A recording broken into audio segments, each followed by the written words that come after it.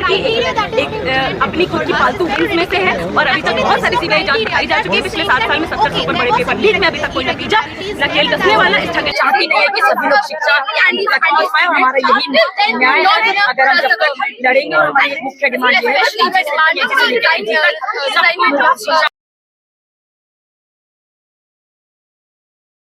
चलेगा नहीं चलेगा।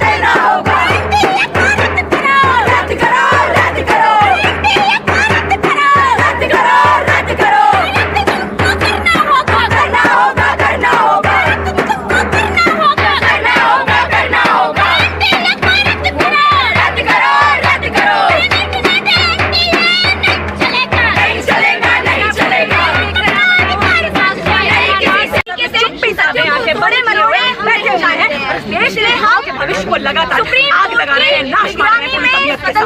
पूछा कि अभी पानी जो है युवाओं के गुजर चुका है।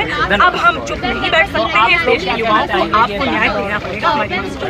सुप्रीम कोर्ट में जो हलफनामा दिया गया है सरकार की तरफ से, एनडीए की तरफ से, उसमें बात हुई है सिर्फ गोधरा और पटना में कुछ केसेस सामने आए पेपर।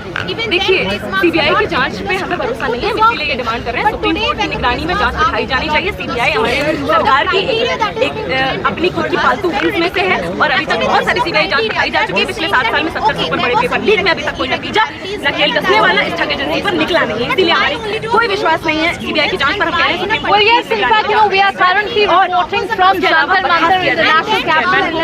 हमारी सरकार क्या कुछ नहीं देख रही है, जो अभी तक उनको उसके पद से नहीं हटाया गया है। ये एक बहुत बड़ी बात है कि छात्र लगातार मेहनत करके यहाँ तक पहुंचे, और ये वो छात्र है जो 27% युवा है जो मुश्किलों से उच्च शिक्षा तक पहुंचते हैं, और उसमें लड़कियों की संख्या बहुत कम है। 27 में से 3% लड़कियां जो आती हैं, बाकी गाँव देहात से कोई लड़की नहीं पहुंच पा रही है BA तक, MA तक, और उसके बाद MA के बाद इतनी कोशिश करने के बाद MA के बाद अगर नेट की परीक्षा दे रहे हो उसमें इस तरीके का घोटाला होता है, इतना खर्चा होता है। लोग अपने पेरेंट्स मतलब बच्चों को पढ़ाने के लिए कितनी मेहनत कर रहे हैं, नीट परीक्षा में भी, नेट परीक्षा में भी जमीन बेच करके बच्चों को पढ़ा रहे हैं, दूसरे शहरों में रहने के लिए मजबूर हो रहे हैं।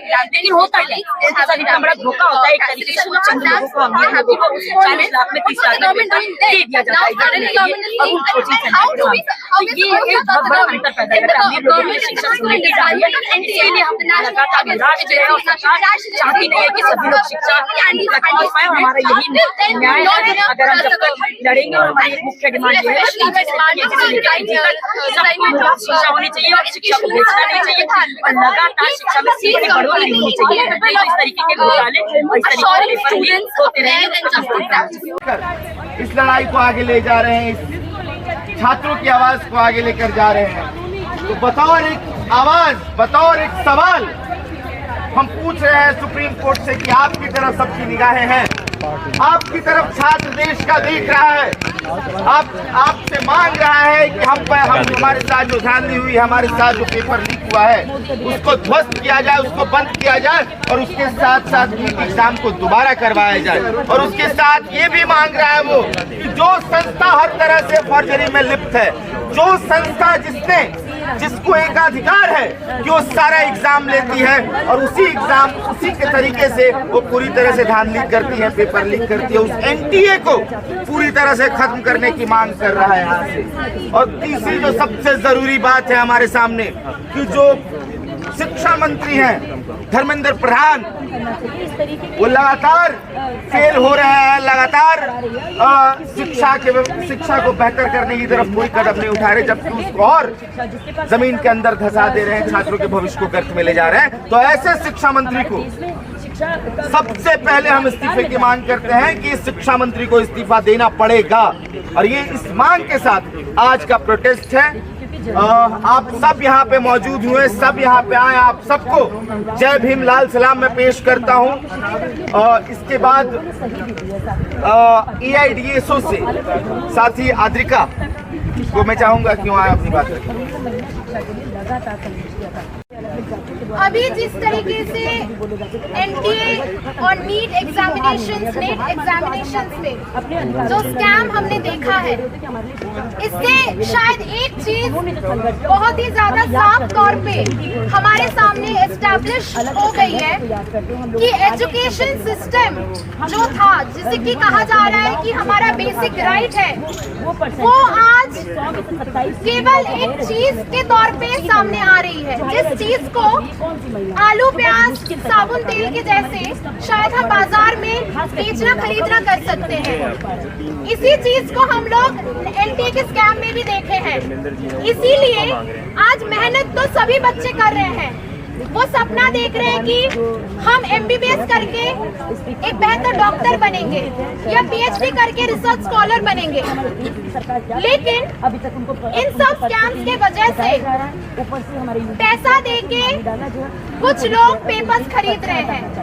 इसलिए सपना देखने से पहले भी ये बच्चों के मन में ये सवाल आ रहा है, ये ख्याल आ रहा है कि सिर्फ मेहनत करने से शायद नहीं होगा, अपने पास पैसा भी होना चाहिए, क्योंकि आजकल एजुकेशन को भी खरीदा जा सकता है।